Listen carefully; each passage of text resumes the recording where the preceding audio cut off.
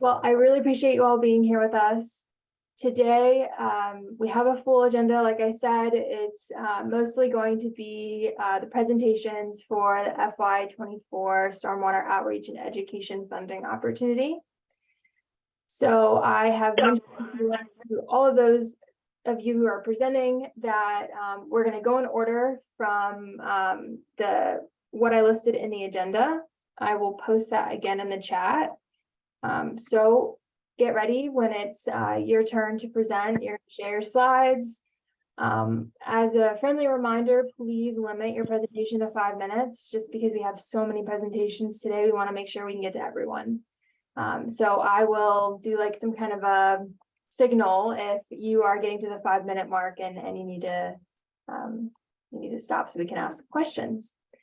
So let's go ahead and get started if you don't mind. First, we will have Vicki Parsons with Bay Soundings. Good morning. Good morning. Oops, I am sharing from the wrong screen, Alana. Can you do this after all? Yes, and then if everyone else doesn't mind, please mute yourself during the presentations, and we'll have time for questions and answers afterwards. So let me share my screen really quickly. Hold on.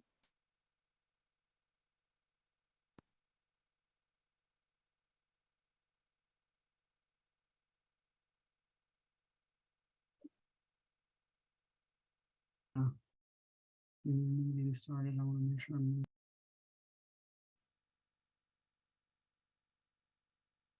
All right, do you see this? Yes. Okay, let me figure out how to get to full screen.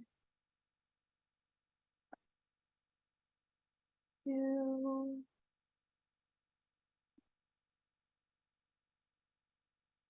do you see that? Yes. Okay, go ahead and get started whenever you'd like.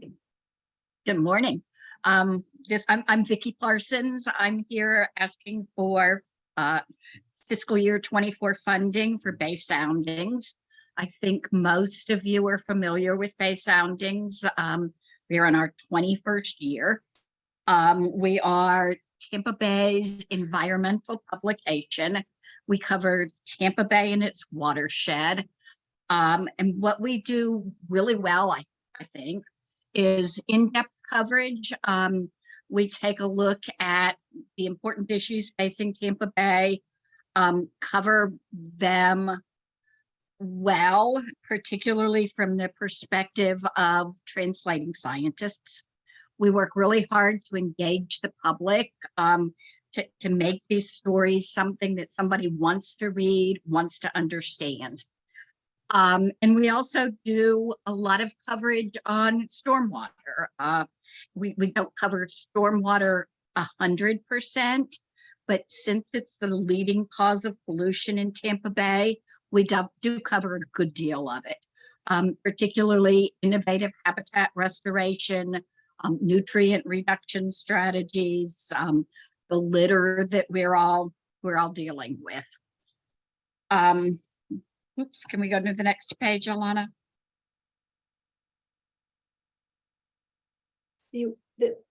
Okay.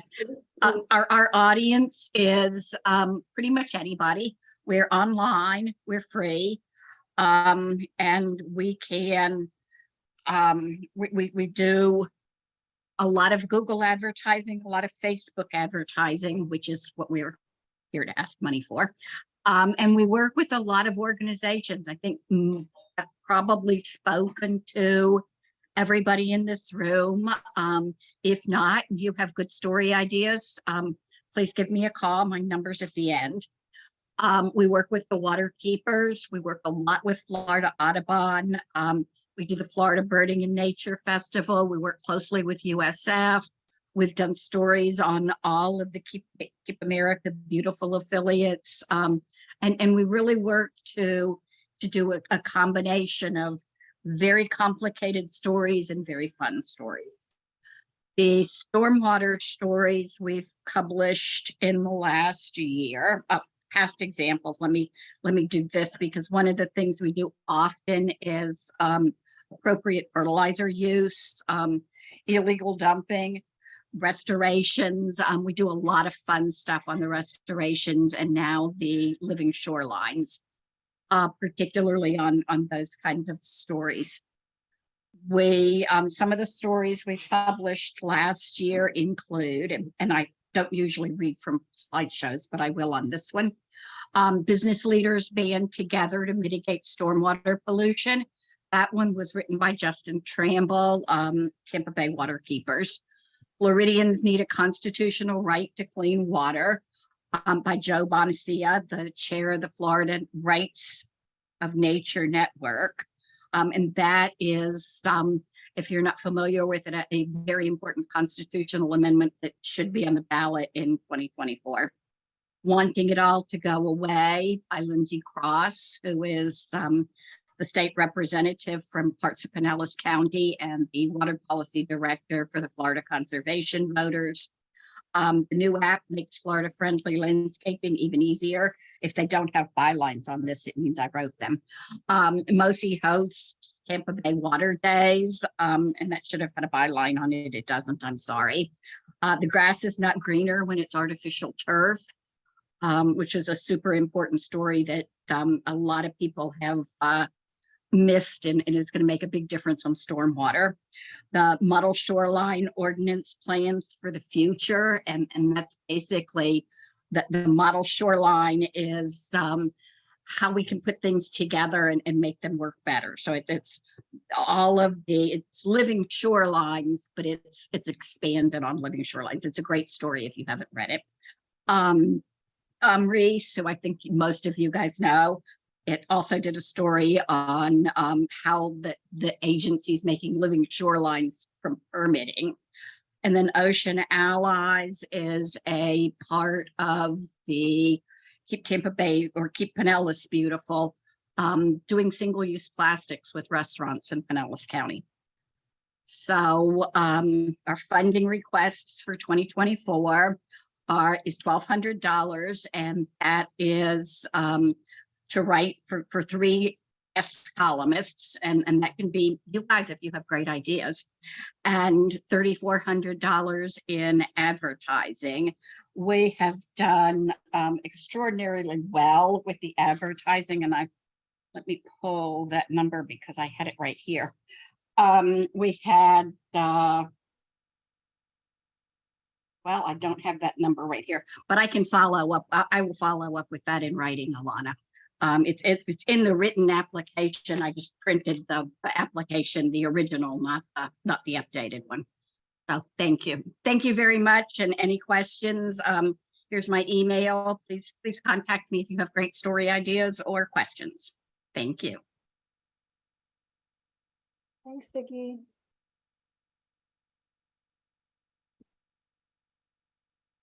Any questions for Vicki about Bay Soundings and what she's requesting?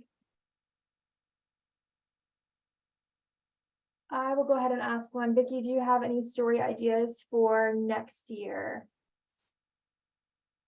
I think we're going to really focus more on fertilizer. There should be some news coming out of that. And there's some really important work on stormwater ponds being done in Gainesville. So those are two both kind of breaking news. The estuary program, of course, is kind of backing up and punting and saying, okay, all these beautiful things we did for the last 30 years, and we got new seagrasses in Tampa Bay for one reason or another have stopped working. So there's going to be a lot of stories on that. And I think Bay Soundings is really well set up to cover those because we do the translation on the science so well. My sister is a political science expert, but she knows nothing about science. So she reads my stories and she says, Vicki, I understand this, but I don't understand that. So it goes a long way in terms of making sure that everybody, not just the choir, understands the issues. Great. Well, thanks so much. Thank you. All right. So next up, we have Keep Pinellas Beautiful. Pat, you tried sharing your slides earlier, but I stopped you just because you were asking questions. Feel free to reshare now. Thank you. Sorry, I wasn't sure if you could see it or not. Okay, let me start from the beginning. Slideshow. Okay. From beginning, there we go. Well, good morning, everyone. My name is Pat DePlasco. I'm the Executive Director with Keep Pinellas Beautiful. I'm here today instead of Stephanie. Stephanie is actually in labor as we speak. So this is exciting news. We're all sitting on the edge of our chairs waiting for the wonderful, wonderful news. It's my pleasure to come and talk about the grant that we're applying for this year, which is spreading environmental best practices to boaters across the maritime tourism industry. The one thing I wanted to mention to you is about who we are. And I'm sure all of you know, but we are your local Keep America Beautiful affiliate here in Florida, here in Pinellas County. We have about 50 affiliates throughout the state, almost 700 nationally. The projects, we engage community members to hopefully take responsibility for the environmental health of the places we call home. Our focal areas are litter prevention, waste reduction, conservation, beautification, and community greening. The goals of this program.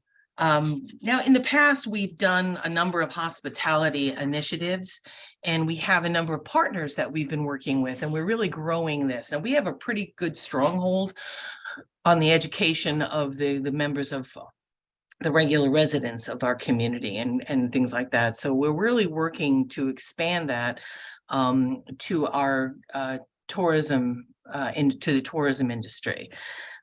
So in the past, we've collaborated with Pinellas County Hotel and Restaurants on best environmental practices in stormwater education.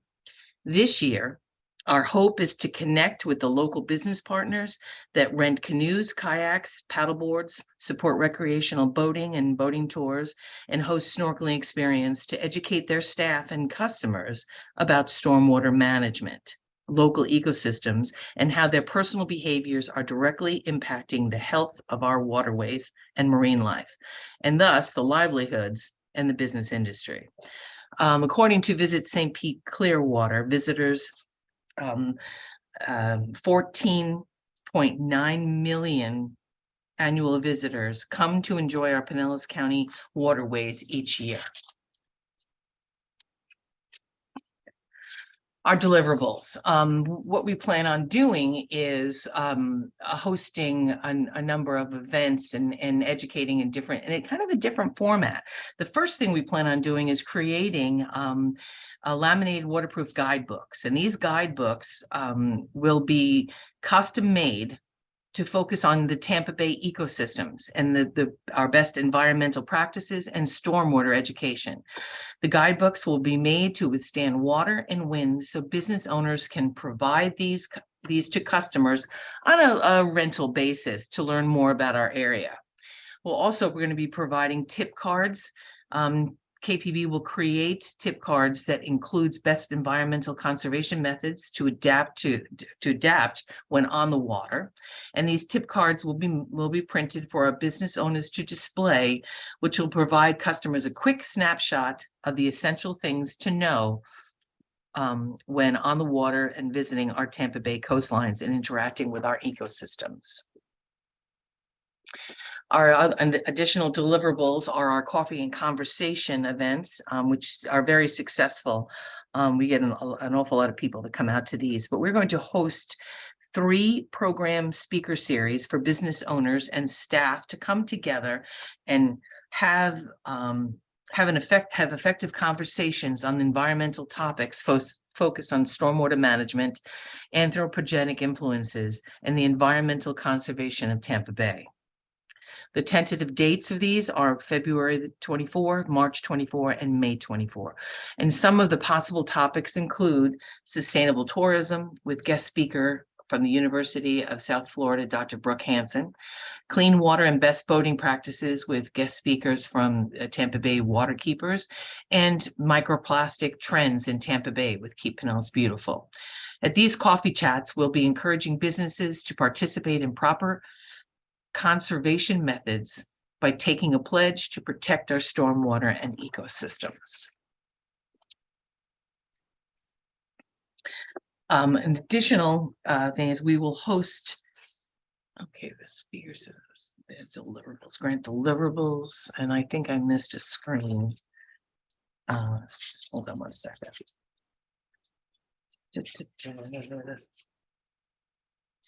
Okay.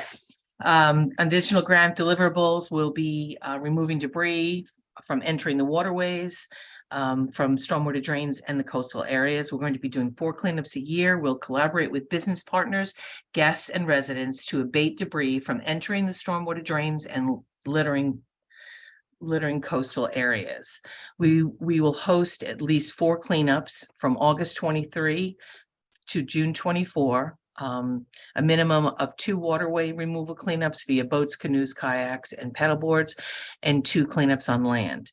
We'll also collect data at these events and properly understand the types and volume of trash, and assess what trends are happening in our coastal and inland areas. One of the neat things that we're going to be adding to is we're going to be working with at the Coffees and Conversations, where we're bringing a lot of businesses together, and we'd like to provide them with a kind of like a cleanup kit that they can share. They can share it on a rental type of basis. We're providing waterproof mesh bags and additional education resources to the company owners that participate in the coffee chats, or reach out to KPB as a partner. The waterproof mesh bag will be available for owners to check out to customers and to assist in cleaning up debris while enjoying a chosen water recreational activity. KPB will continue to support local businesses in providing supplies for cleanups upon request, and will also increase the education and promotion of our roadway adoption program to emphasize the impacts of roadway debris and our stormwater systems. Wrapping up, Pat. I'm sorry. Start wrapping up. Okay. All right. This is just the inspected impact. We're making connections with at least 75 businesses that offer boating, canoeing, and kayaking. We're creating custom tip cards of environmental best practices for water recreational businesses. We're creating and printing waterproof guidebooks for local businesses. 20 to 30 participants are expected at each coffee and chat. We will be providing pre and post surveys, and the data will be to be reported: individuals engaged, volunteer hours logged, and number of pounds of trash abated, groups engaged, and individual cleanups completed. And the other information is the budget. What we're asking for is $7,750, which will basically cover all of the printing for these projects, and the program supplies to be given out to the businesses to be shared with the community members and visitors. Okay, are there any questions?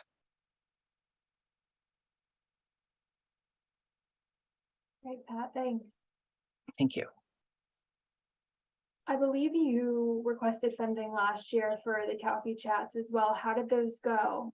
They went really, really well. In fact, we have one more to go, and that's going to be, and the reason why we have one more to go is because we needed to reschedule this last one, and this will be with water keepers coming up. So we're very excited. We have about 30 to 40 people attend. One of the ones that we did at the Trade Winds, we ended up with about 200 people at. So that was very, I thought, very impactful. Great. And these are new people who haven't attended before, right? Yes. Well, yes. And these are new. These are businesses that are recreational businesses. For that they use our beautiful waterways. Great. Well, are there any other questions for Pat? Okay. Thank you. I appreciate it.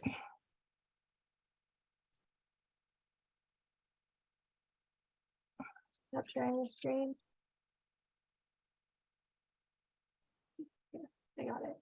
Got it. Thank you. So next up, we have Keep Tampa Bay Beautiful.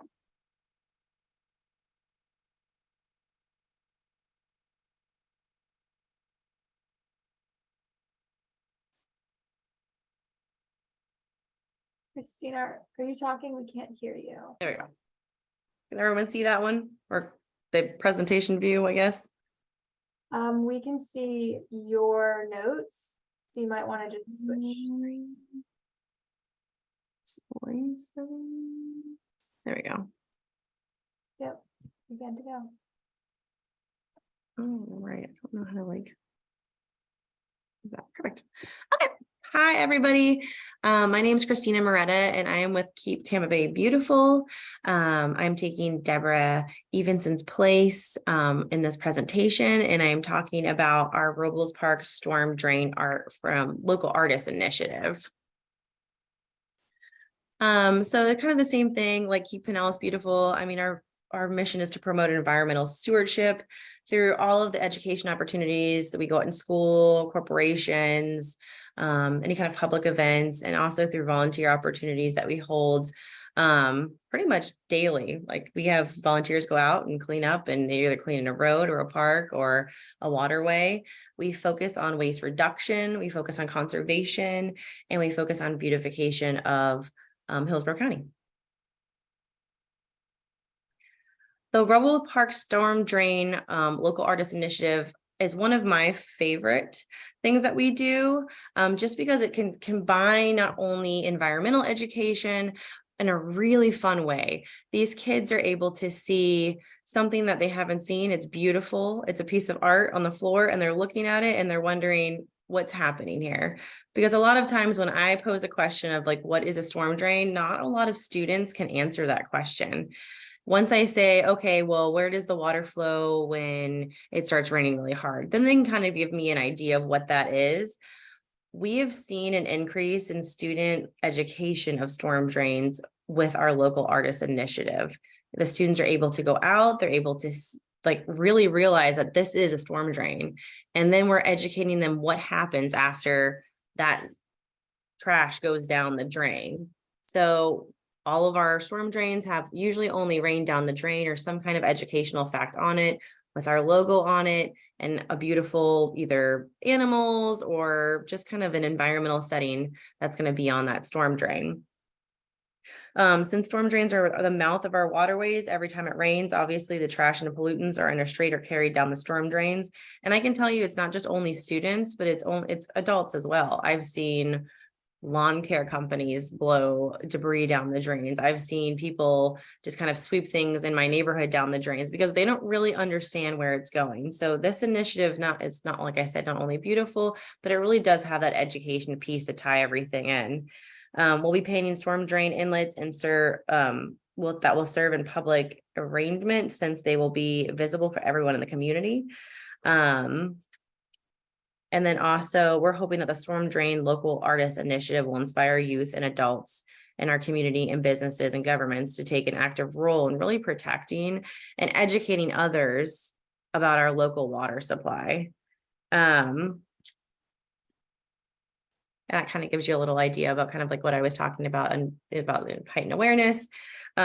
We believe that this involvement is significant to building the generations of environmentally responsible citizens. And by getting the message out through education programs, we at Keep Tampa Bay Beautiful will hopefully engage the community and become lifelong stewards of the environment in our area. We are planning to this time have them paint 15 storm drains. The painted drains will be hopefully noticed more. And since youth and local artists will take pride in their artwork, they will share their experience to hopefully further engage, like I was saying, our public and ongoing initiative. We are asking for, on the next slide, we're asking for 15,000. And our 15,000 budget will be covering materials for storm drain art projects, education outreach supplies. That's going to be about 8,000. And we're also combining it with the stipend pay for the local artist to create the storm drain art. That's around 11, with our total request being 15, but total cost for us being 20,250. Is there any questions? Thanks, Christina. Oh, Blake. Hi, Christina. Thanks for your presentation. I was just going to ask, you mentioned, that the public sort of engagement aspect comes in because these will be viewable to the public and you hope people will see them. But do you have any sort of plan for trying to increase the number of people exposed to them, whether through like media promotions or at the end, creating like a collage or something of all of the ones that the artists do? Do you have, just wondering kind of what your plans were for getting more of the public to see this? Yeah, so everything I know in the past when we've done the storm drain paintings, we post them on our Facebook, we post them on Instagram, then we also post them on our newsletter. I know our newsletter, I think, goes out to, I think it's like 10,000, one of our volunteers, but then also we've been trying to do them more by schools. So then schools are taking pride in those storm drains and then also educating everybody else in those schools. Terry Claren, one of our artists that normally go out and do these storm drains, he usually teaches, like he'll take a class, he'll try to like get with usually one of the teachers at the school nearby, get that class to come out. We have pictures of that too.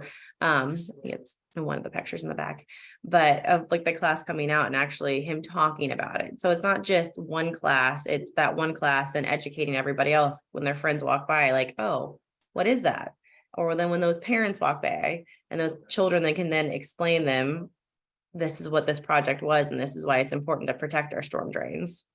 If that answers your question.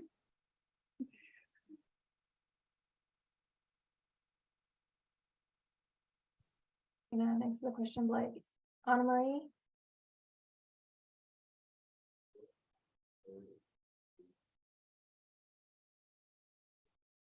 Anna Marie, do you have your hand raised?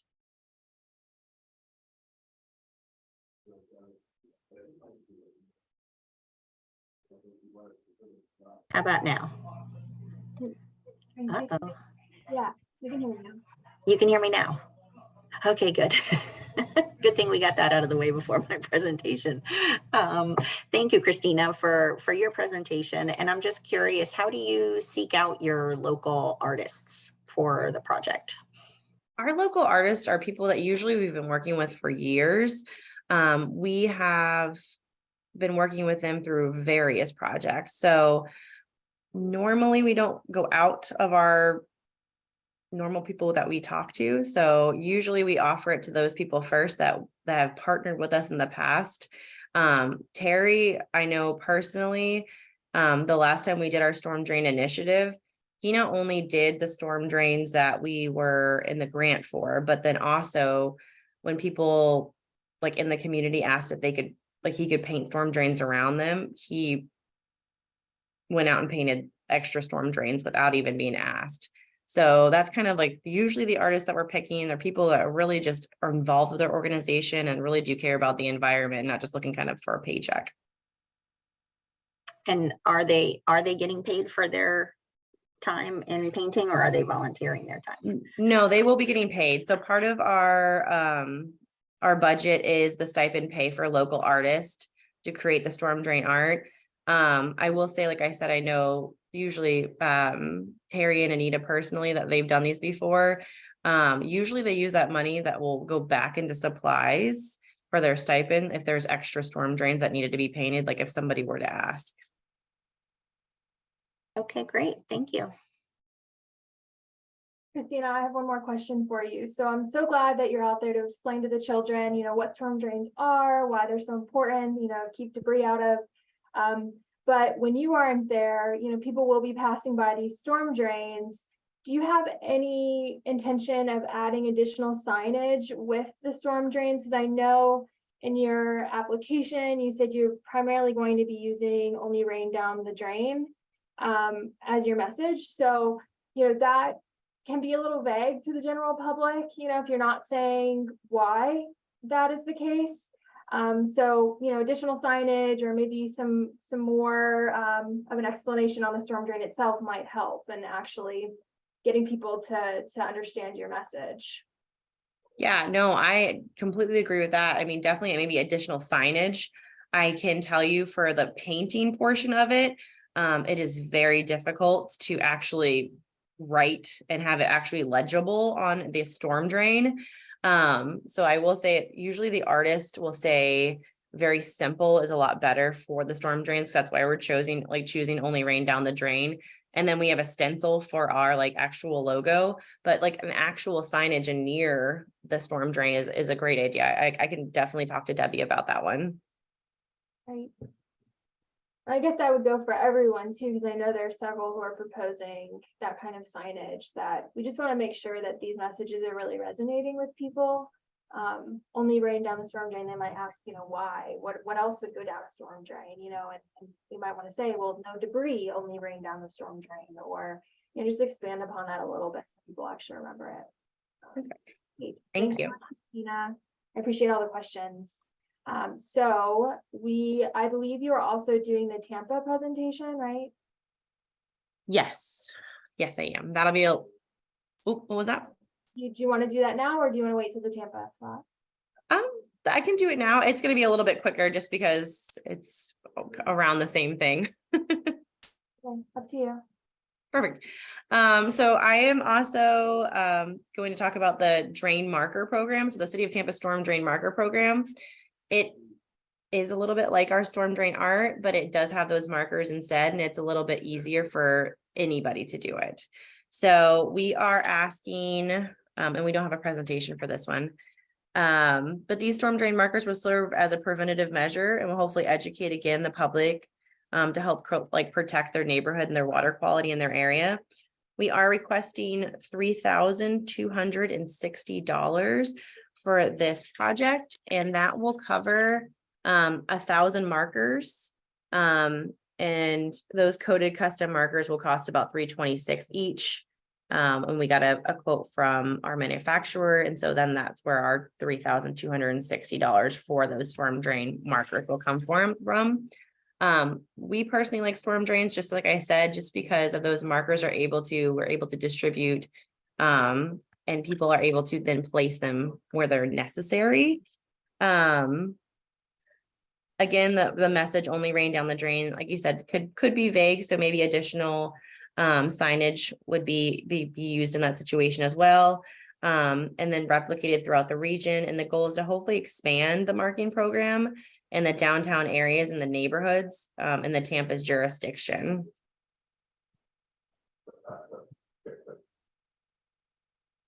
So you already have the other supplies like glue and Yes, we do have the glue, and we do have everything else from previous programs.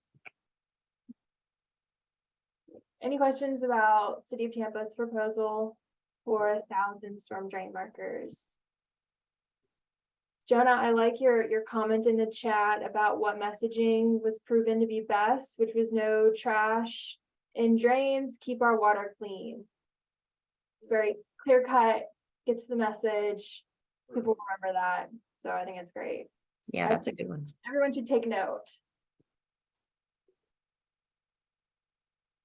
Okay. Any other questions for City of Tampa? Oh, Anna Marie? I'm just curious on the vendor for your storm drain markers. Who it is? Yes, please. It is Dosh Manufacturing Inc. Okay. Thanks.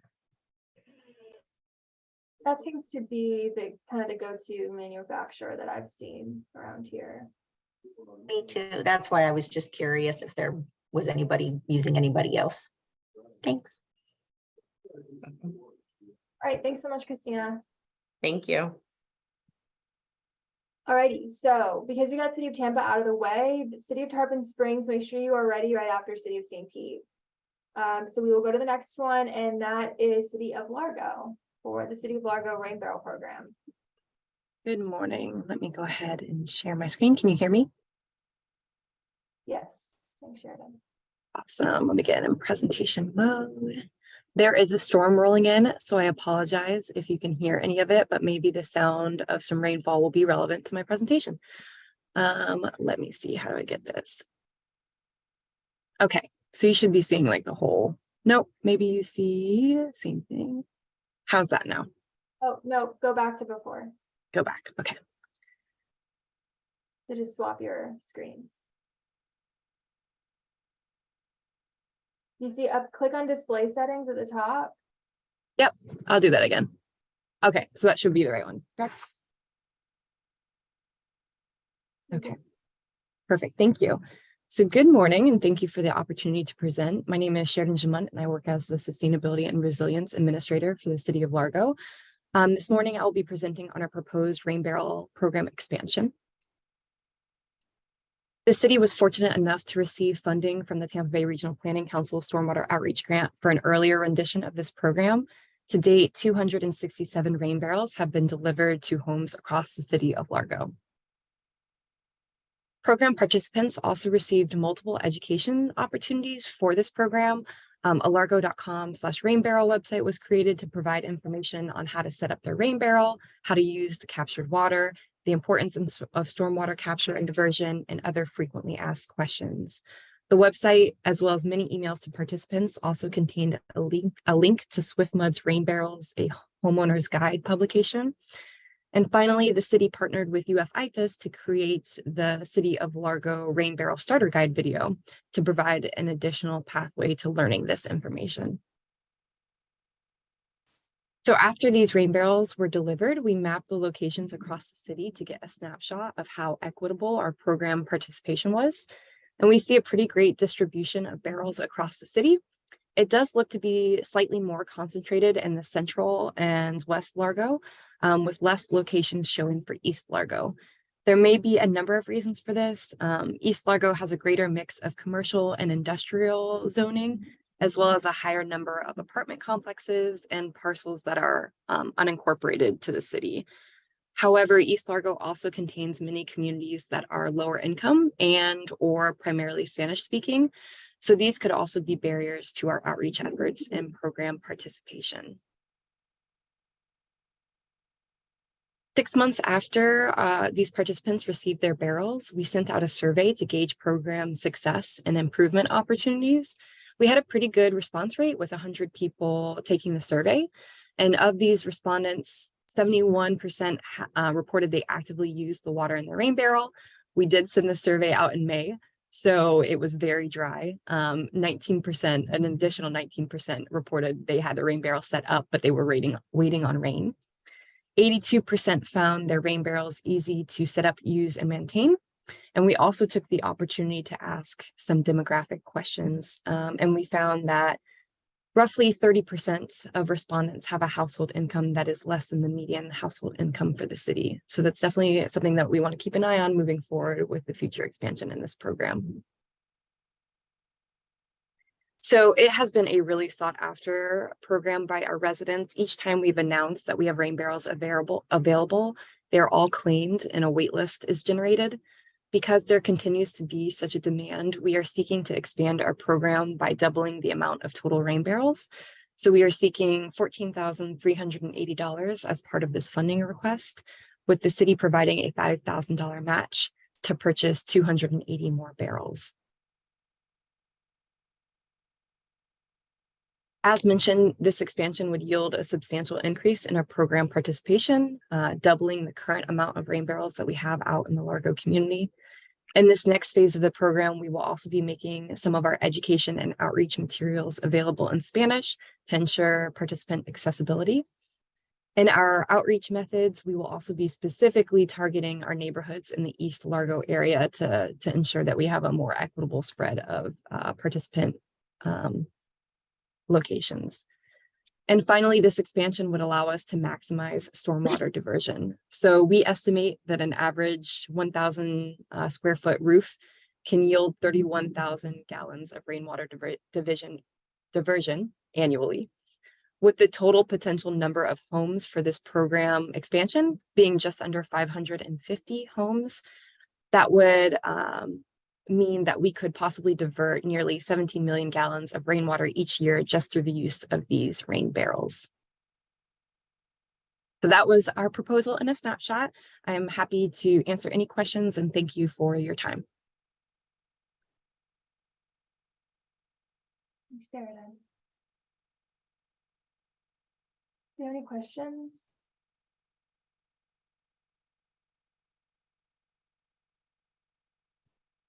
Sheridan, so I have a question. So I know you said with the barrels, you pair some educational materials that describe benefits of rain barrels, catchment areas, conveyance systems, storage tanks, filtration, water distribution. So you do have like clear messaging on like what stormwater is and like how this program relates to stormwater.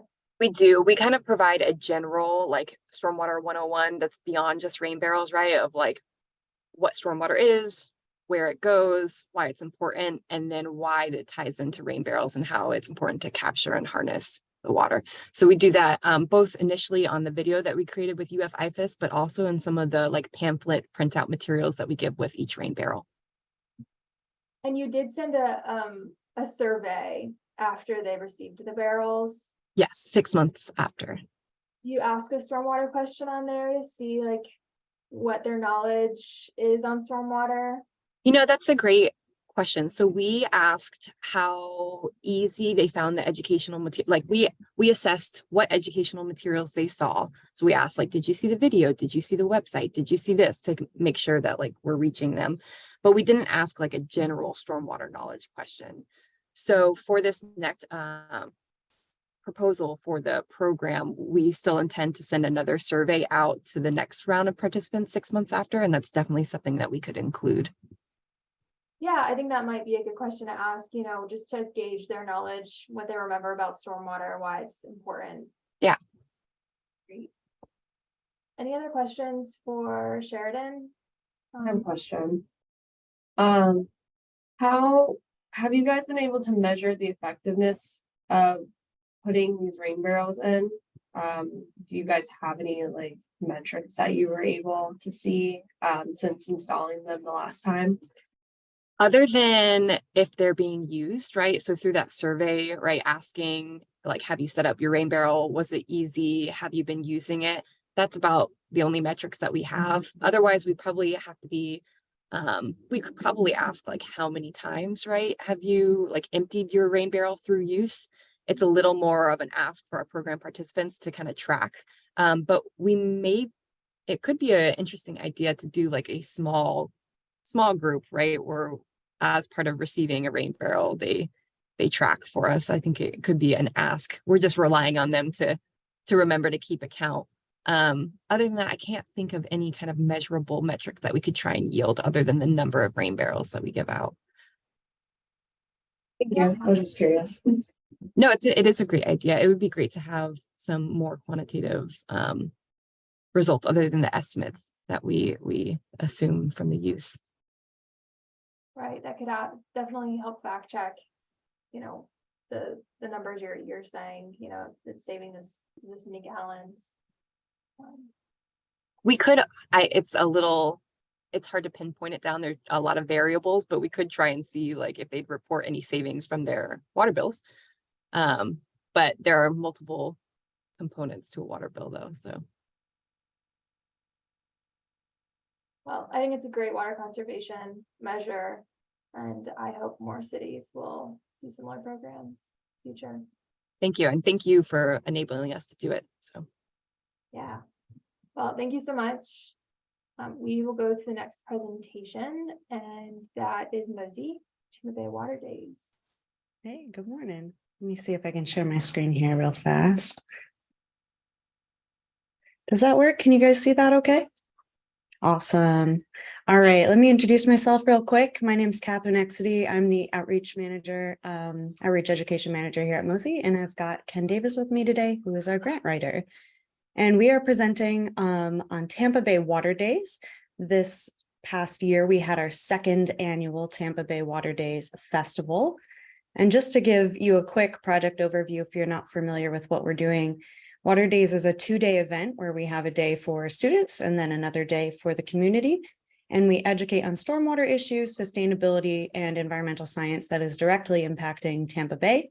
And our goal is to empower frontline communities and build capacity into the future. So What I really like about this event is that it is community focused. So it is by Tampa Bay for Tampa Bay. We had 400 students and teachers the first day. We had 1,000 people register for the second day. And we had community experts from both local government, nonprofits, and more partnering with us to make this possible. Here's a quick slide of all the people who helped us out with this event. We had so many people come for the second year in a row, and a few new people this time around, like the Tampa Bay Water Keepers, the Florida Department of Health, Florida Department of Environmental Protection, or some of the newer supporters we had this year, which is fantastic. Moving right along, trying to keep it quick. Some of the content that we cover with this is sustainability and activity stations. For us here at Mosey, it's very important that everything is hands-on. So we tried to make sure that the kids could touch and do every kind of activity with every partner that we had. We also had community science projects where they were actually measuring water quality while we were there and submitting that data. We had a community art project. We had a women in STEM initiative, meet and greets for younger guests. And then this year we did self-guided wetland walks in our nature preserve at Mosey. And you can see some of the specific stormwater awareness and behavior we were trying to address down in the bottom, including pollution, runoff, climate change, ecosystems, native and invasive species. And we had a big component this year on in the environment and the impact on human health as well. So some of the things that we took away from this event, our impact, we had about 850 people total reached in person. We had a lot of peer-to-peer and intergenerational learning. Empowerment, not only for the students and what they were learning and taking back with them, but also teachers. We had a lot of teachers come with their students, and also separately, we had teachers in training from USF attend this year as well. Priority was given to Title I schools, and we really focused on building educator capacity and also capacity just after the event itself. We did a lot of book giveaways this year that were on issues related directly to water sustainability. So a little bit more of a literacy focus with our giveaways this year, trying to keep that momentum going after the day itself. So what we're hoping for next year, we want to keep that momentum going with letting people take something home with them from this event, in addition to just all the great information that they're gaining. We're hoping next year to maybe do a giveaway of rain gauges. The books were so popular this year, so we'd like to do that again and maybe get some higher quality books. Sorry if it's a little loud, we've got camps going on down the hall. And then a big thing we wanted to do was home water testing kits. We wanted people to be able to test their own water with the information they learned from this event, maybe do a training at the event on the water kits, and then they could take those home. And then, of course, just general supplies for our hands-on activities is something that we're requesting as well. And again, Mosey is once again contributing an estimated 576 staff hours to planning and running the event. And then we also are able to do admission giveaways for children and adults to attend on both of those days. And that is all the information I have, just the quick overview. Does anybody have any questions?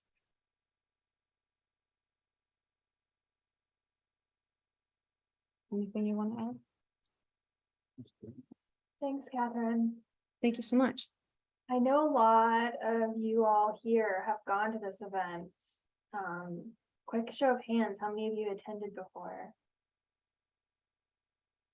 I know in the photos I saw Heather Maggio there. Keep Tampa Bay, Keep Pinellas beautiful. All of those usually go to. Yeah, we had the City of Tampa Stormwater. Those were okay. And even though Vicky wasn't there, we did do the article with her for the newsletter as well. So a lot of great communication. I know we had the Tampa Bay Water Keepers there as well. Awesome. We'll try and get a table there next year. But I think it's a great event that you put on. Can you remind me, do you allow people from the public to attend too? Yes, the first day is just for field trips, just for students, and then the second day is for community members, like families often come, or people just interested in finding out more. It's all free. Yep, it's all free. And they get, and if they register in advance, just because we only have so many tickets, they get free tickets to the museum if they register in advance. Katie asked, what is the mascot? Oh, not any specific mascot, but we have several mascot costumes from previous stormwater outreach that we've done. We called those Marine Gang. So we've got a little shrimp here in this costume. And then we also have like a fish and a pelican and a manatee, and we rotate those out throughout the day. So people get to do different photo ops with different creatures. And we have a little handler that walks around with them and tells a little bit more about that species and what it, the importance it has in our ecosystem. Great. Well, thank you so much for your presentation. Look forward to next year's event. Thank you so much. Alrighty, so next up we have Pasco County. And the first project, because they have, I think, 3 proposals. The first project will be the Aloha Gardens.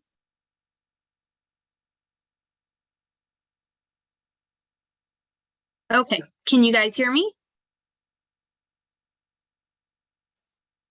Alana, Yes. Okay.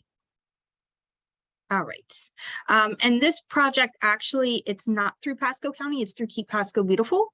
Pasco County is involved, but Keep Pasco Beautiful is the one who applied for the funding for this. So this is for Aloha Gardens Park Project, which is a park in Pasco County. It is a Pasco County park. This project started with the Pasco County Health Department did a PACE study in Holiday, which is where this park is located. It's a low income area, and one of the things that was identified is that there was a lack of recreational activities in the community. When we went to the community and said, well, what would you like? What do you need? They said, if you could just please do something with Aloha Gardens Park. And when we went to Aloha Gardens Park, we dubbed this the saddest park in the whole wide world, because in this park was one metal slide. A metal slide in Florida is atrocious. It's hot. There was one slide, a couple swings, 2 acres with nothing. Like, you see that big open field of absolutely nothing, and 3 picnic tables. And this chain link fence that kind of was like, well, we don't want you here. We're here to keep you out, not to keep you safe. So a group of us got together and we decided that we were going to do something about this park.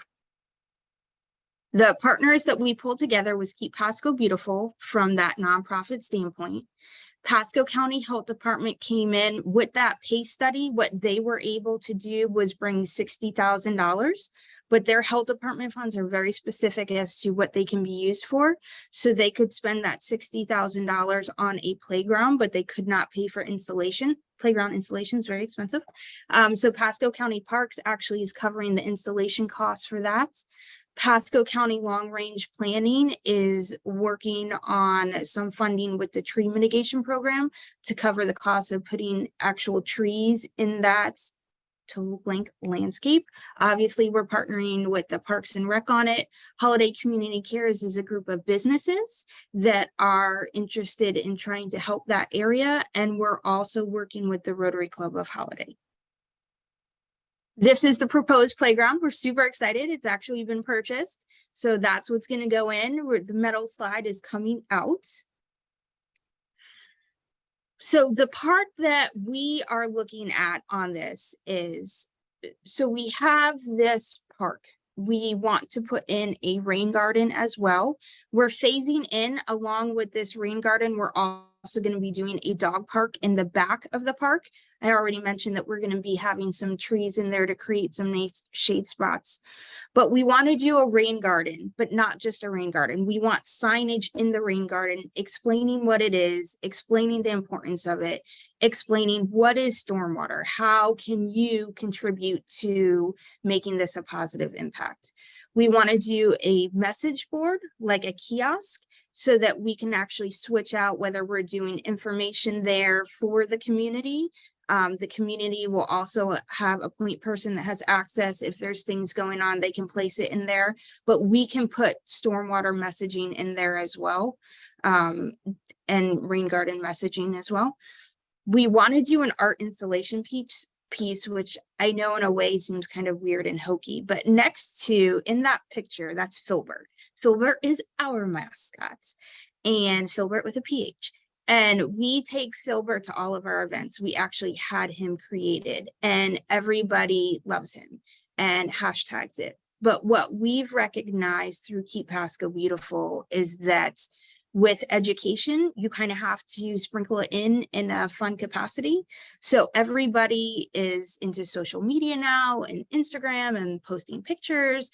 So we thought that this would be a great way to have something obviously geared towards gardens. So maybe a butterfly or a bee or something like that, where people could be like, oh my gosh, look at that awesome butterfly. But right there is going to be signage of, this is where the rain garden is, and this is its importance, and also tie in that pollinator piece as well.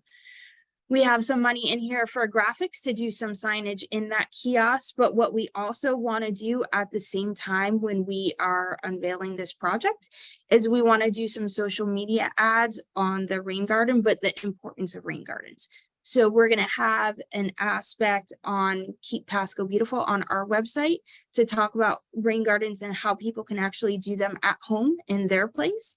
And then start posting ads about, this is what we were able to do here. This is how local people are able to enjoy this space. And this is how you can take what you've learned from this park and bring it to your own home. And I tried making that super fast to stay on target. So does anybody have any questions for me?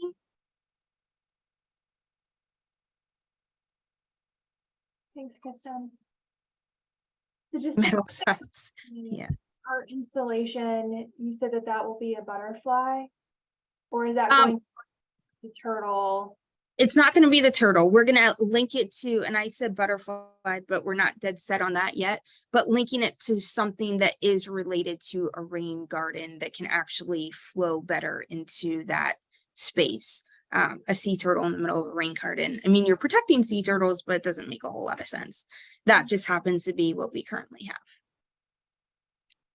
I like the trash that part of the sea turtle. So, you know, for this funding to apply, I would highly recommend that you do have a really obvious tie to stormwater with that butterfly or bee or whatever you decide to do. I think the whole, like, you know, cans inside and bottles and things, like, I think that's a really good visual for stormwater education. So that's just Yeah, for sure. I appreciate that.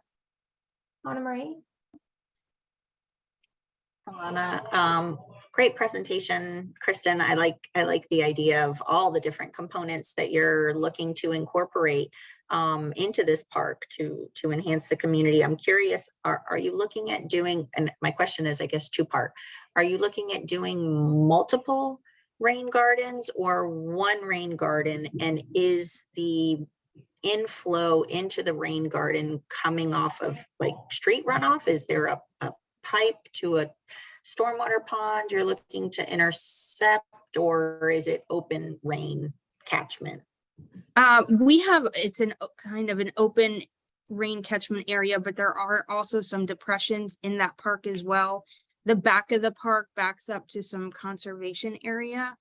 And one thing that we are fortunate enough that Pasco County, we actually have an arborist on staff that's assisting with us. And he is also has experience with landscaping. He worked at some gardens, sunken gardens. He actually did some work there. So he's actually working with us to create the footprint of what specifically that rain garden is going to be to properly make sure that we're catching the right flow of water. Okay, great. Thank you. Any other questions for Kristen?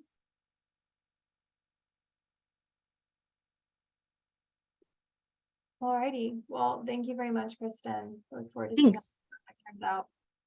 Thank you. Next up, we have Pasco County with 2024 storm drain placards. Good morning, this is Christine Lynch presenting for the Stormwater placard cards. Christina, she did a great presentation and explanation of what the stormwater markers are going to be used for. Pasco will be illustrating and doing the same. We will be deploying our stormwater markers by the use of our inspections for the NPDES requirements. We are requesting $7,520 from the Florida Department to produce 2,000 storm drain placards to purchase and assemble installation kits. They'll be installed by the Public Works Inspections and also by volunteer staff. One question that was already brought up was the vendor. We solicited Bob and we are purchasing 9x6 aluminum placards, which Alana has showed before in our presentations and stuff. And we're going to probably update the design and we're going to make them bilingual. So our placards came out to $2.75 each. If anybody wants more information on the VOS, I can send that along. So that's about all I have. Thanks, Christine. So what will the placard say? Currently they have do not pollute the water in bilingual, and we are going to update the design and stuff, and we'll reach out to you to further any other designs with you before we have them sent to making. Great. I would encourage everyone attending now to add to the chat if you have some messaging that has worked well on storm drain placards. Please drop that into the chat now.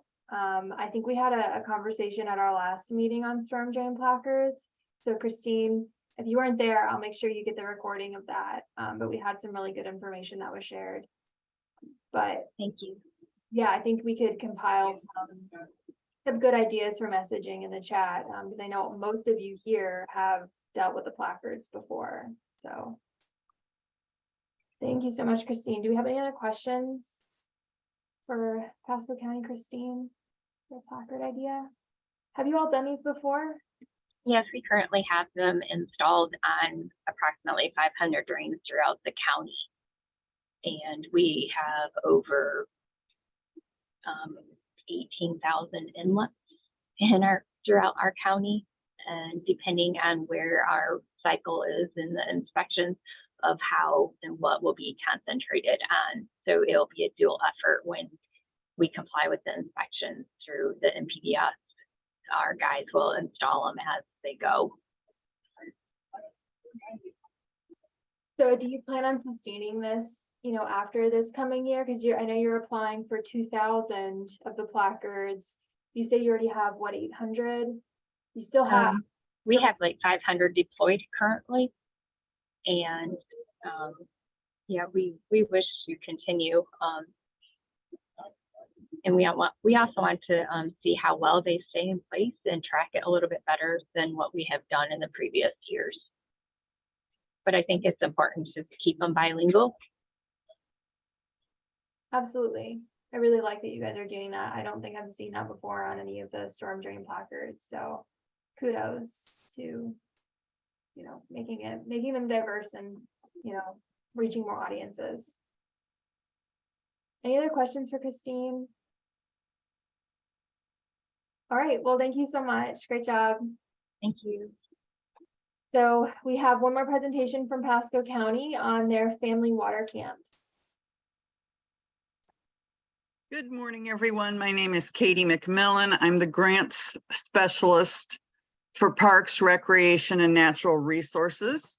And we've been fortunate to get this funding last year. And at that time, we offered some camps. And can everybody see the screen I'm sharing? Yes. Thank you. So we were very successful in our camps last year. We already include stormwater education and the concept of what goes into the water and where it travels with both our Pasco Adventures program, which is throughout the year, and spring, summer, and holiday camps that we provide. We've also gotten some funding from FWC, and we've been putting on a program called Vamos a Pescar, Let's Go Fishing. And we've seen that the intergenerational outreach is particularly effective. So we'd like to try this year family water camps. Not progressing in my screen. Let me see what's on. There we go. So what we've seen in teaching fishing in Vamos a Pescar is the initial interest, and then a little more making education fun, making it playful, getting them to understand, and then hopefully the ripple effect that they will take home. This is one of our education centers. This is a stormwater activity from last year's water camps that were kids only, not family. So this is the expansion that we're looking at this year. We start telling the story by trying to pull in what they're already familiar with, wildlife that they may recognize, regardless of whether they know how it interacts with the wetlands that they're found in. Continue to talk with them about what they notice, what they like, what they're excited by. Pull in mammals, that's usually what they're most familiar with, if not the fish themselves. And so we're starting this family camp at the vertebrate level. We want to talk about the importance of wetland plants, and some of the activities that we're hoping to set up are some arts and crafts that pull in the ideas of the difference between wetland plants and upland plants, what indicators they might be. Just generally, both of these family camps are to be set up on either the Pithlachaskootie River or the Withlacoochee River. And so everything will include visits to the river, because then we're going to switch over to sampling at a smaller level than the vertebrates, look at the macroinvertebrates, tie in what they tell us by first identifying them. And so some of the materials that we requested in the grant are identification materials. And some of the understanding that certain organisms show a healthy wetland or an unhealthy wetland in the freshwater settings, and where that water travels and what happens when healthy water travels forward, what happens when unhealthy water travels forward, and the stormwater aspect of where that water is coming from and what it's bringing to the wetlands that gets carried forward. This year, we're asking for some slides, prepared slides, to be able to look at. Last year, you funded microscopes, so this year we'd like to be able to use some set slides to be able to look at the microscopic aspects. And we always continue with water chemistry testing and a very brief explanation of that, and water temperature's importance too.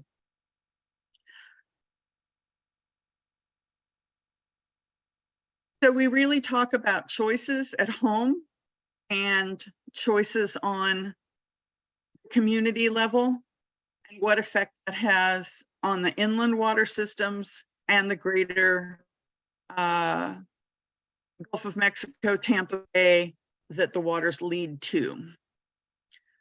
So we tell people about connections, and then try to remind them of what they may experience, whether they go to the bay or the coast. These are some of the giveaways we'd like to be able to have to take home, to be able to keep that active knowledge of choices in mind, be able to remember why we're doing this, what their behavior is at home with relation to stormwater. This is the watershed that is one of the watersheds we emphasize. And these are all of our watersheds explaining where stormwater originates, how it passes through our lands, and where it ends up.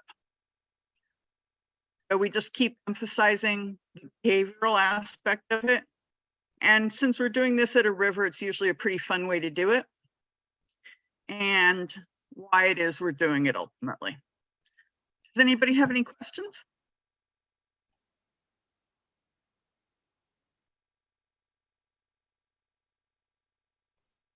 Anyone have any questions?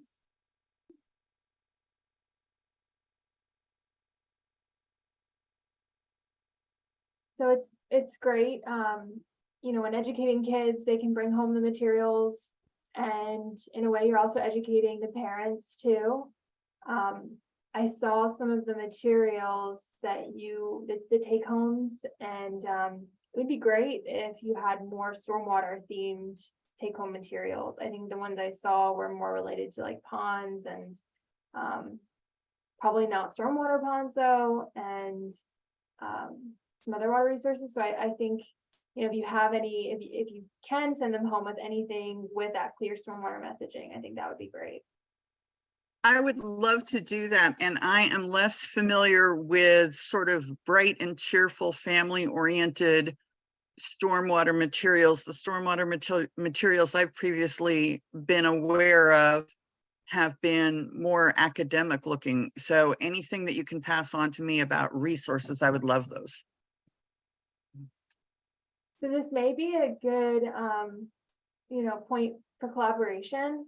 Like Catherine, you know, if you guys are creating materials for school-aged children, then maybe there's the potential for you to share with Katie, you know, to provide her with some materials to send the kids home with. Or if anyone else here is creating, you know, activity books. I know I've seen them in the past. Was it Keep Tampa Bay Beautiful? Someone created little like educational coloring books around stormwater. You know, I think that we should be sharing these as much as possible, if not actually sending over the booklets themselves, and maybe just sending over, you know, the PDFs of them, or even better, the editable files. So I would just highly encourage you guys to reach out to one another to start, you know, sharing what you have. Thank you. Thanks, Katie. Any other questions for Katie and their water camp? Great. Well, thanks, Katie. Great job. So next up, Pinellas County. They would be, Anna Marie, you're going to be presenting on your movie theater ads for watershed protection. Yes. Can you hear me okay? And can you see my screen? Okay, so yes, my name is Anna Marie Rivera. I am presenting this on behalf of Joey Thames. He is our MPDS coordinator, and he really put in all the work for this, but he is currently at the FSA Level 1 Stormwater Operator training. So I am presenting on his behalf. Here in Pinellas County, we have a well-established stormwater outreach program with a variety of avenues. So in the past, we have requested funding for storm drain marking, for the door hangers that go with those when we do storm drain marking projects.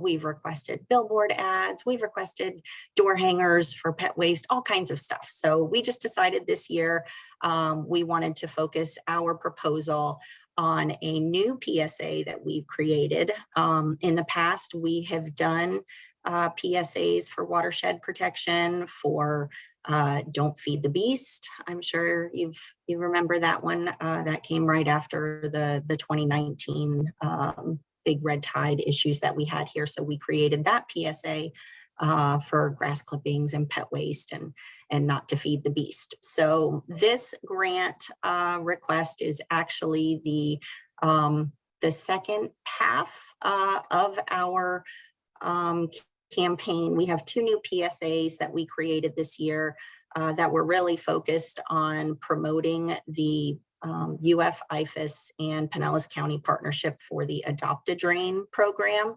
Lara Milligan heads that up for UF IFAS. So we just ran a summer campaign and we had a PSA specific to summer. So this grant request is specific to the fall campaign. So our audience, obviously, this is a movie theater PSA. I mean, it's a PSA that we created that can be everywhere. Currently, it's on YouTube, but we're looking to put it in movie theaters this fall. So really our full-time residents, of course, that are looking to beat the heat that we still have in the fall here, part-time residents that are settling back in, getting ready for their winter vacations, and really anybody that has a storm drain in their community. So this is intended to be a countywide effort. You can see the boxes there are the locations of the 6 theaters. This is actually through 2 different vendors. So these are the theaters that we're looking to advertise in throughout Pinellas County. Oops, did that go too fast? Oh, sorry. So like I said, it's a partnership that Pinellas County has with UF IFAS for their Adopt a Drain program. And it is, of course, supplemental to our ongoing storm drain marking and stormwater outreach initiatives. So the reach potential for this is close to 150,000 people that will are anticipated by the vendor to go to the movies during this time frame. This is actually a 4-week campaign. Our last campaign, which was the summer one, actually exceeded our projected numbers, or the vendor's projected numbers, by 129%, which is pretty great. And then so it has there the amount that we are seeking. I don't know what's going on with my screen here, sorry, is $13,578. And that's actually between the 2 vendors. So keeping this short and sweet, I'm just going to go ahead and play the video so you know what our PSA is. Hopefully this will open on a screen that you can see. Let me know if not. Nope, it looks like not. So we're going to get over here. 1 second. Pause. Let me make sure you can actually see this. Can you confirm for me that you see the YouTube? Yes. Okay, and I will make it full screen and I will hit play. And could you hear the commercial that started? Let me play. No, Do you have sound? Oh, okay. Hang on. So let me, I forget settings. Oh, how do I get this to do the audio? I forget. Anybody? That is one thing I forgot to test. You might have to reshare your screen, and I think there's like a little button you push where you're sharing both your screen and your sound. Okay, hang on 1 second. New share. So screen and share sound. There it is. Share.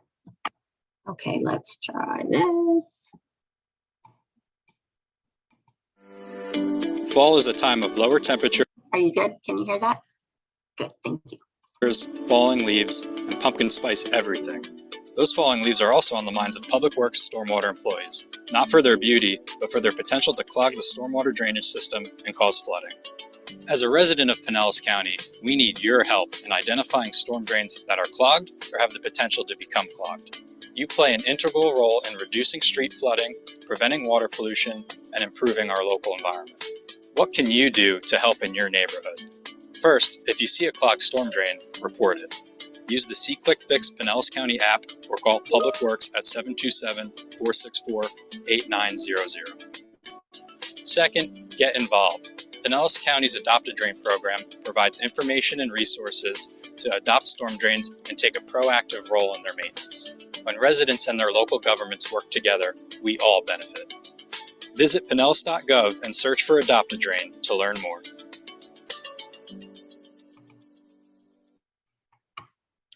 And that is actually, let me go back here. I think that is the end. Let me double check. Wait. Oh, sorry, it's continuing to play in the background.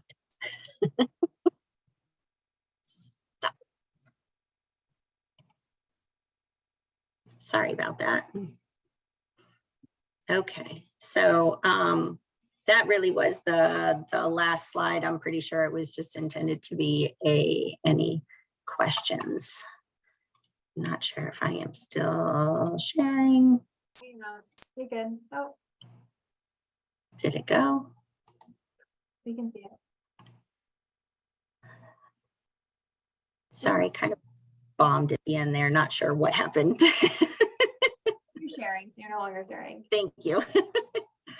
So, Thank you for questions? participation. Thank you. Do you have any questions for Anna Marie? Anna Marie, do you play it during certain movies? Like, do you select kid-friendly movies that it plays, you know, ahead of, or is it playing for all movies? It is all movies, every auditorium. So each of those 6 theaters, each, whether it's, you know, Largo 8 has 8 theaters or Countryside 12 or 20, whatever the numbers are, it is playing in each auditorium before each movie. We have a time slot. And then it also plays if the theater has lobby TVs. So while you're waiting in line at the concessions, it runs through that as well. So it is played there as well. Right. Are there any plans to make new videos? Maybe with Well, we used our Watershed Live Work Play for quite a few years, and then we did the Don't Feed the Beast. That's been a couple of years. These are brand new. This one hasn't even been promoted yet because it's intended for this fall. They were literally just created in I think it was December, January, I want to say, is when we have a summertime one, which we just did, and now this one is the fall one. So we'll probably stick with these for a little while, but then I'm sure we'll get another idea to make another PSA. Did you see any like positive feedback from when you first did it? So we did see a lot of feedback when we first did the Watershed Live Work Play. That's when the county got a new website platform and we were able to start tracking hits to our Watershed website page. For the Don't Feed the Beast, we got a lot of traction on that one. We were incorporating social media for promotion for that one as well. And we also took some of the clips of the video to put in newspaper ads and things. So we got a lot of traction after that one.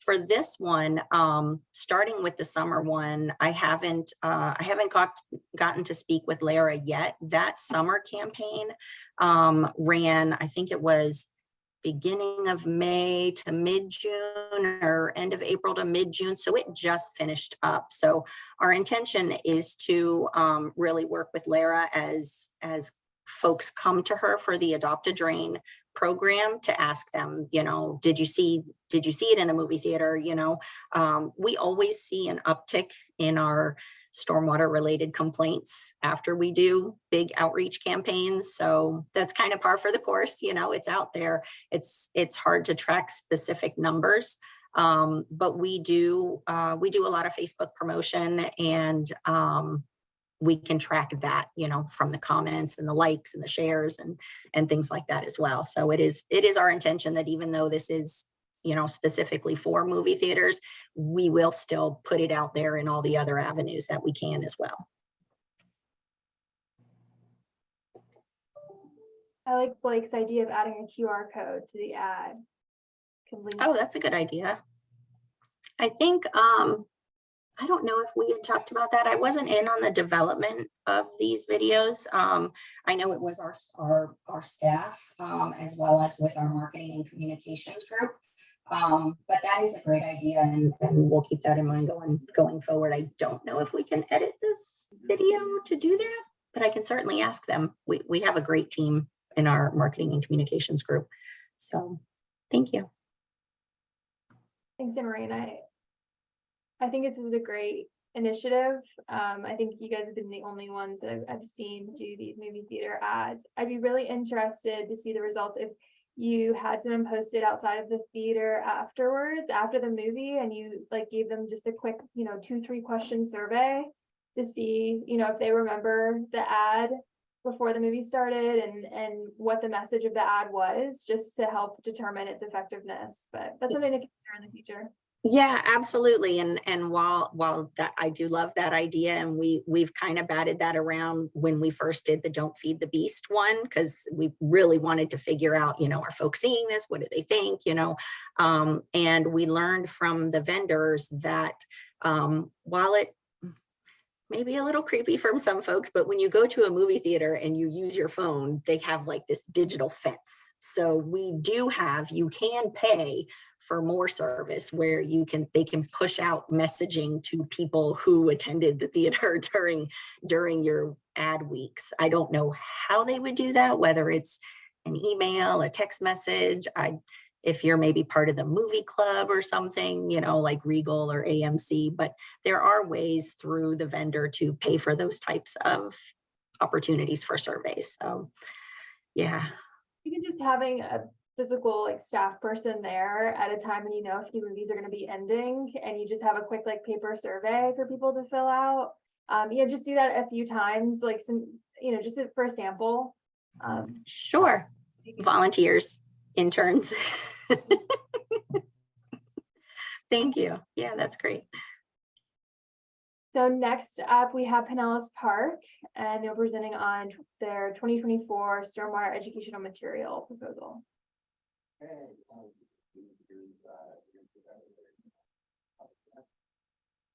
Okay, is it sharing my screen? I Can you think hear? both screens, because I see the Yes. So we found out that my computer does not let me separate the two screens. So we're just going to focus on the one on the left. So this year, we're looking for funding for some informational material that we give out a lot of times in correlation with presentations that we do. This year, we're doing informational magnets and curb markers. We chose to make it the shape of an eagle ray, which is a native animal to Florida's waterways. And we're hoping that by making it the eagle ray, people will see the correlation between the actions that they have that affect the storm drains and a direct correlation to our wildlife. We also wanted something that's kind of like eye-catching to draw attention. In the past, we have done door knockers that are the shape of a manatee, which is kind of fun for kids to take home, or since it's a door knocker, when our inspectors go out, if we see NPEDS violations, we can hang it on the door. And we thought by making it a magnet, it'd be something tangible that the kids could take home after we give them the presentation. And then it would be a constant visual, like if you stick it on a fridge or maybe your garage door. And then also the benefit of, we have a lot of our NPEDS violations are grass clippings that we could hand it out to lawn care companies. So that way they could stick it on the back of their trailer whenever they get their lawn equipment off all the time. They just see that little visual reminder to kind of be responsible with their grass clippings and everything. We are looking for, it's a 7x6 full color magnet. It'd be 1,000 of those. And then also the magnet has the QR link for Pinellas County's Where Does It Go? So if people don't know how to properly dispose of something, we try to make it really easy that they can either scan the QR code or go to the website and find out what is the responsible way to dispose of something or how to care for their lawn clippings. And then we also reached out to,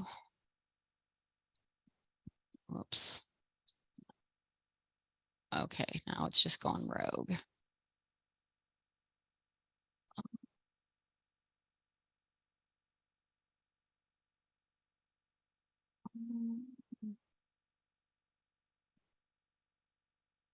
Is it still sharing?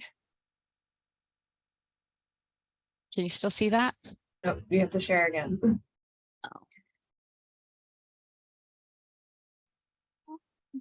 Sorry, my whole screen just went black. Take your time.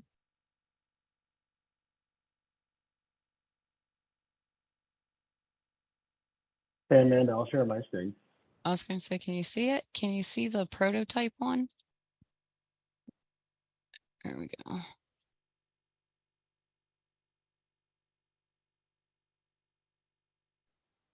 Did it come up?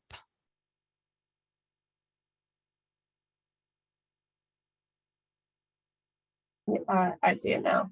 Okay, so we reached out to our curb marker company, which is ACP International, about doing a prototype for the curb marker. Again, we wanted them to see the stingray shape and kind of associate that whatever they put down that drain will go to the Gulf of Mexico and other waters of this state. And they tested it. They said it'll work. The curb life marker is about 10 years. We would be asking for funding for 1,000 of those.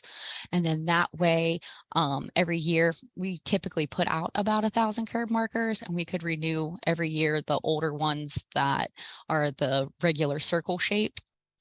And then the next screen, Kyle, do you have the one that shows like what our curb marker would say? The only rain down the drain and has our. That is showing right now. Okay.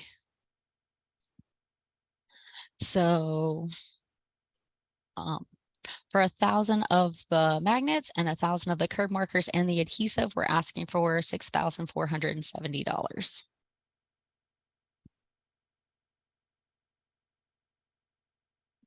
All I got. Thanks, Amanda.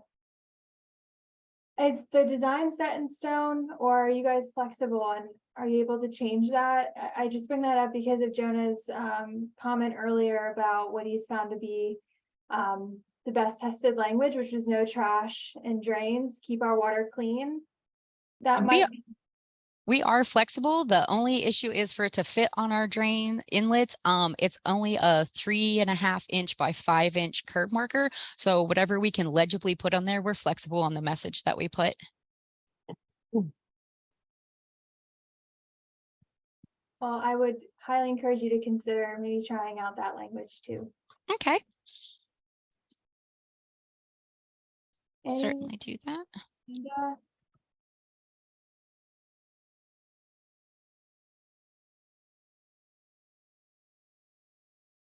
so do you all have already put some drain markers out before? Yes. Kyle, how many drain markers do you know how many we actually have out there currently? So we have 6,500 drains. Every year we mark about 1,000 of them. So our goal is about every 6 years or so they get replaced. A lot of them get knocked off, or if we put in new drains or replace drains through maintenance activities, the Eagle Ray will now be our standard drain marker. We wanted to try something different to see how the public reacts to it. They've seen the circular drain markers. The manatee idea a couple years ago was pretty successful. So we just figured we'd try something new and let's see what people think.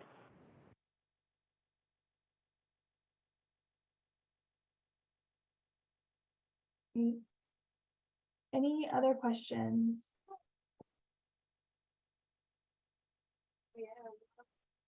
All righty, well, we appreciate your presentation. Thank you so much. So next up, we have City of St. Petersburg Storm Drain Marking Program. Good morning. Yes, this is Renee. Give me one moment and I'll share my screen.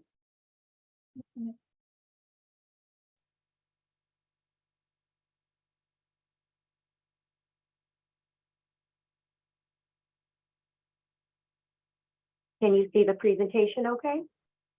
All right, thank you. So thank you, Tampa Bay Regional Planning Council, for this opportunity. I'm Renee Van Sickle, Neighborhood Specialist in the Neighborhood Relations Department for the City of St. Petersburg. I also want to recognize my supervisor, Susie Ahoff, Julie Vogel with our Engineering and Capital Improvements Department, and Kira Barrera with our Water Resource Department, who's also on the call. The project we submit to you today for consideration is our storm drain marking program. Partners and collaborators for this project are internal partners, Neighborhood Relations Department, Stormwater Pavement and Traffic Operations Department, Engineering and Capital Improvements Department, and Marketing and Communications Department within the city. Our external partners include Lutheran Church of the Cross Day School, the Shore Acres Civic Association, our city's neighborhood associations and business associations. Through the combination of storm drain marking and education, the city's objective is to increase public awareness and environmental stewardship to assist in the efforts of improved water quality. The city is requesting funding to sustain our current storm drain marking program and replenish the inventory of marking kit supplies for our residents. This upcoming fiscal year specifically, the city will partner with Lutheran Church of the Cross Day Schools, 120 middle school science students, to complete the storm drain marking of approximately 569 basins within the Shore Acres neighborhood during Earth Week 2024. This will be a part of their NOAA Ocean Guardian project. The city intends to expand our approach this year by reaching out to our city schools and youth organizations to encourage more youth to get involved in the storm drain marking program. The city is also working to expand the current program to include storm drain art murals.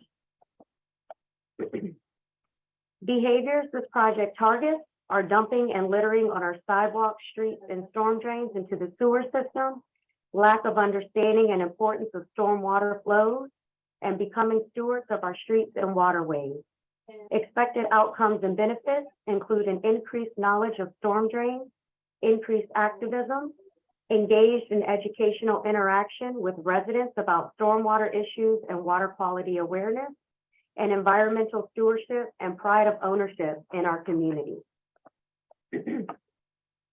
Specific to our project with LCC Day School, we intend to evaluate the storm drain marking project by providing pre and post surveys to participating students to evaluate their knowledge of stormwater runoff and prevention measures. In addition, a survey will be sent to Shore Acres Civic Association members to determine if they've seen the markings and/or educational leave behind, and if either makes them want to be a better steward. Lastly, we intend to track the participation of other schools and youth organizations pre and post LCC Day School project and add a referral inquiry to our form to determine if the school's project resulted in increased youth program participation. The city will continue to track the overall storm drain marking program effectiveness through marketing requests and surveys.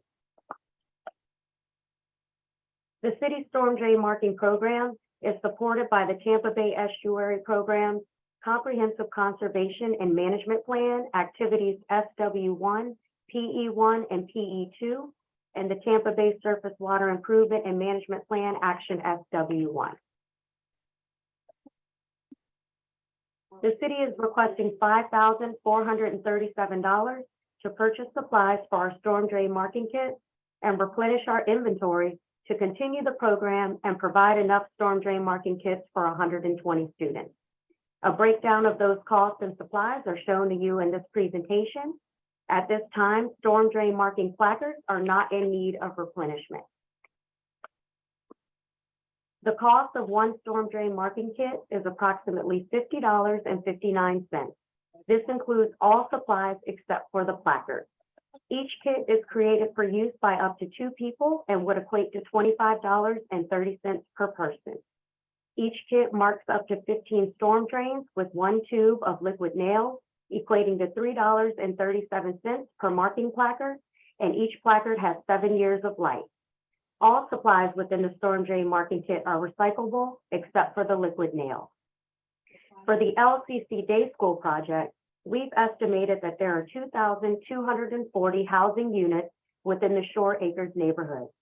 At a 2.90 average family size, this totals 6,496 estimated persons receiving stormwater education. At a funding request of $5,437 over the 7-year life of the storm drain marking placard, we estimate a cost of 12 cents per citizen per year receiving stormwater education. Thank you, and I will open it up to any questions.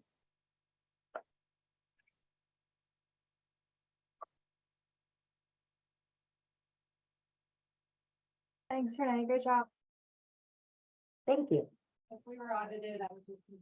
Was liquid nail, was that proven to be the best type of glue to use for the storm drain markers? And anyone else that is put down storm drain markers, feel free to chime in if you have experience using something else.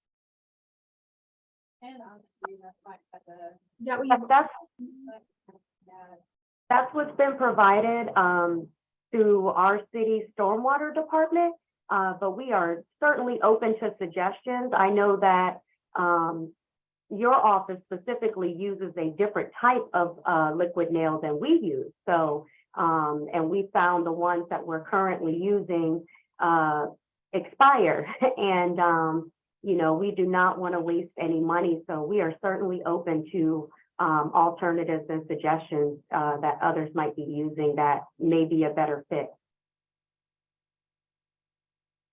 Yeah, in our office, we have the DOS glue. Not sure if that is similar to liquid nails or not. Amanda, do you want to speak up? Do you know what kind of adhesive they provide? And what company do you use? Is that we use a company called ACP International. The stuff, it just on the tube, it says curb marker adhesive. I'm not sure the actual components of it. Thank you. Yes, our placards did not come with liquid nail. We had to purchase that separately, so that's good to know.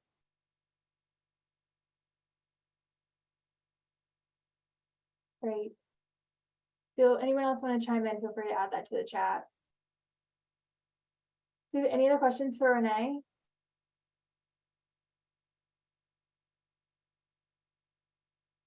So your messaging, we'll just say drains to the bay.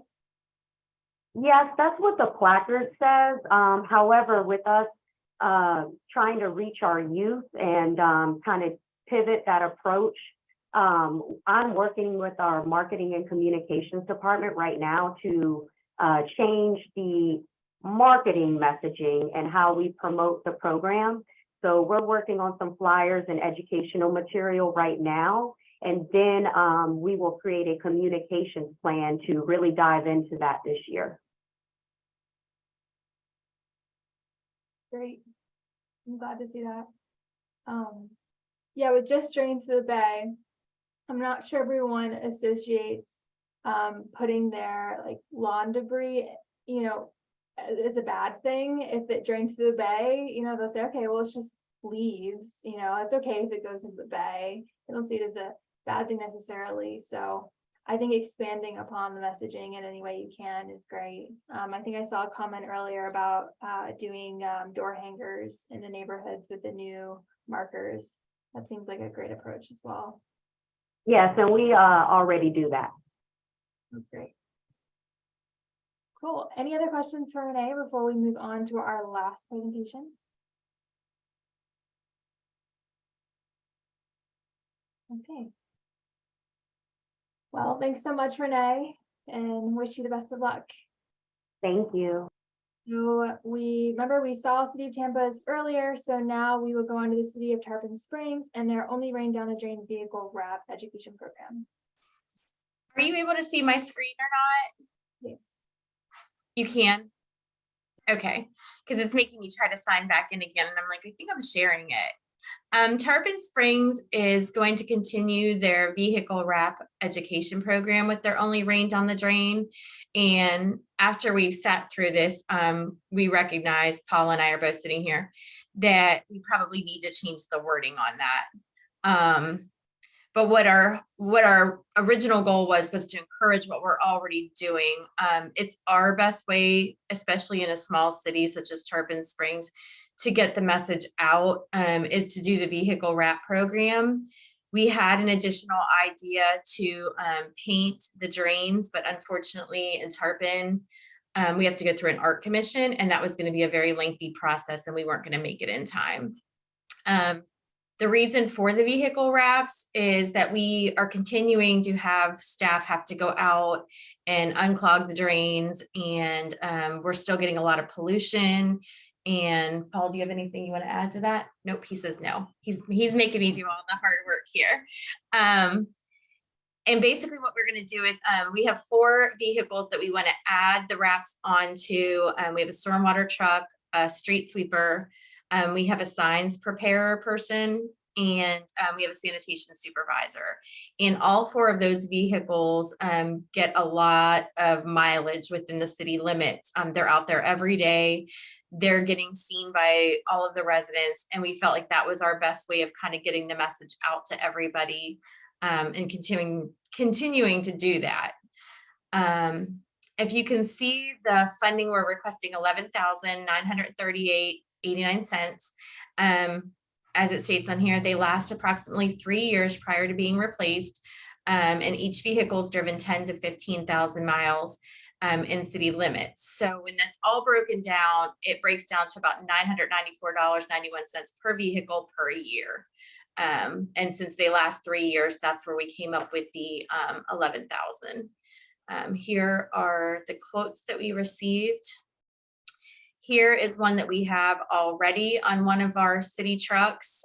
We were going to continue with that same, but if it's something that you guys feel like we should change the wording on that, then that's definitely something that we're open to. And I'm sure that we could work with signage to get that changed. Paul is going to be taking the lead on this. And if you guys have any questions.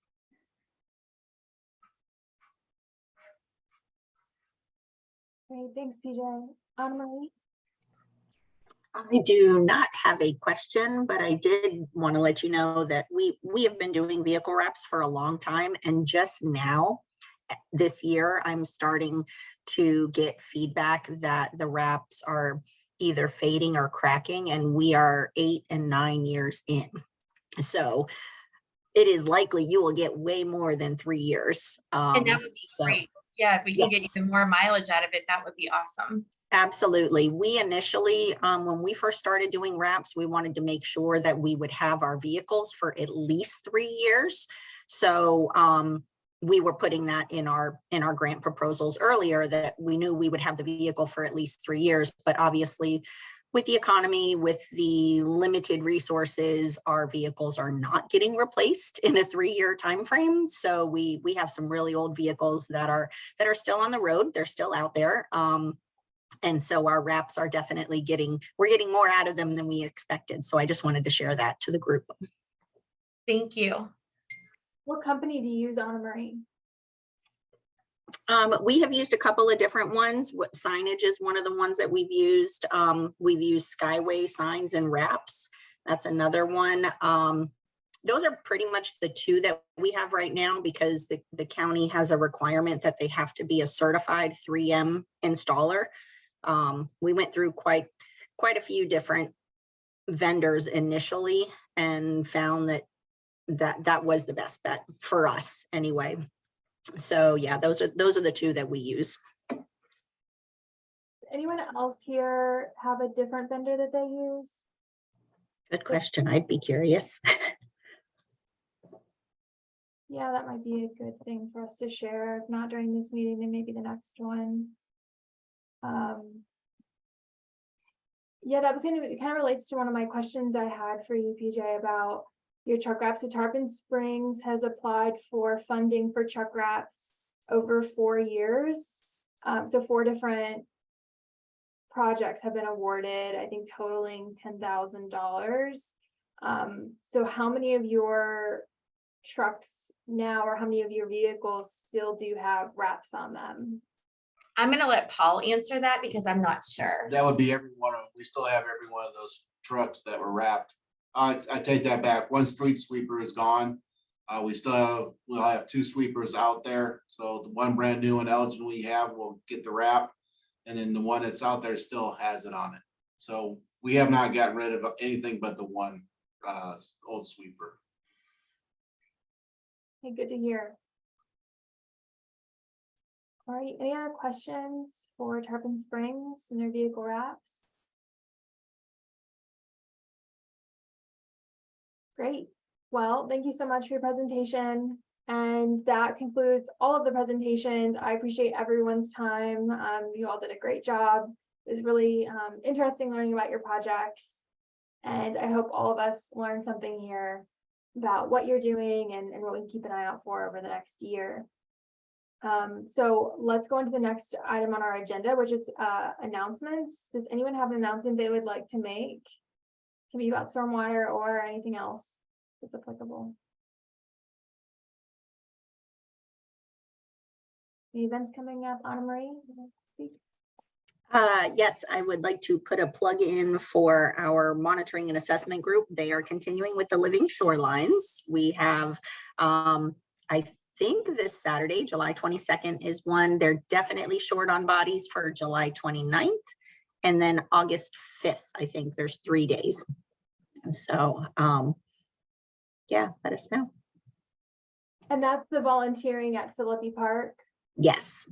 Yes, this one is, we did, and I'm not the subject matter expert on the whole project, but we've done the living shoreline installation, and part of it was creating a ring that's further off the shore, and now they're looking to fill in. So it was a ring of oyster bags, and now they're looking to fill it in with loose oyster shell so that it can create kind of create an island out there for habitat and perhaps mangroves to lock in and do all the beautiful things that living shorelines do. Thanks, Anna Marie. Can you add a link to the chat for everyone? And Yes, I will track one down, or maybe Sadie, I know she's on here. She's done some promotion for it as well. But yes, we will definitely get some info in the chat for everybody. Thank you. I have signed up to volunteer this weekend for that project. So I would encourage all of you, if you can, please join. Blake. Yeah, just wanted to share with everyone that the Tampa Bay Estuary Program's Bay Mini Grants are going to be opening up July 27th, and applications will close September 15th. And so these are small awards, up to $5,000. But so if you have similar, types of projects and, short, quick kind of turnaround things that you think might be good for a Bay Mini Grant, please feel free to apply. Like, what kind of projects are funded with the Bay Mini Grants? Is it just restoration work? Is it educational materials? Like, yep. So it's any project that addresses environmental restoration and education in Tampa Bay.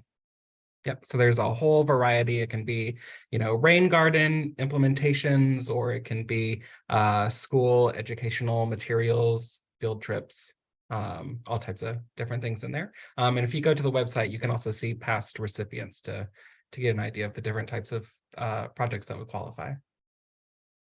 Great. Well, it seems like most of the projects today would qualify for those Bay Mini Grants. So it seems like a great opportunity to supplement some of your ongoing work, all of you. So please make sure to check out the Bay Mini Grants.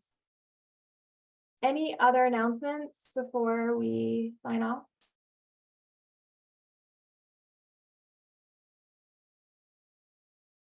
All righty. Well, our next meeting will be October 17th, same time, and it's going to be virtual until further notice. For these projects, we will be reviewing them over the next month or so, and then you can expect an announcement. We'll send you an email whether or not you received funding and how much, and all the other materials you should be aware of. And just as a reminder, for FY23 projects, you should be wrapping those up and sending me your reimbursement packets. You have a month to do so. So with that, just extend a huge thank you again for attending today. And these are really wonderful projects. So glad to see how much education is going out there in our region for stormwater issues, and I look forward to continue working with you all. So thank you again, and I will see you at the next meeting in October. Thanks, and have a great rest of your day. Thank you, Elena.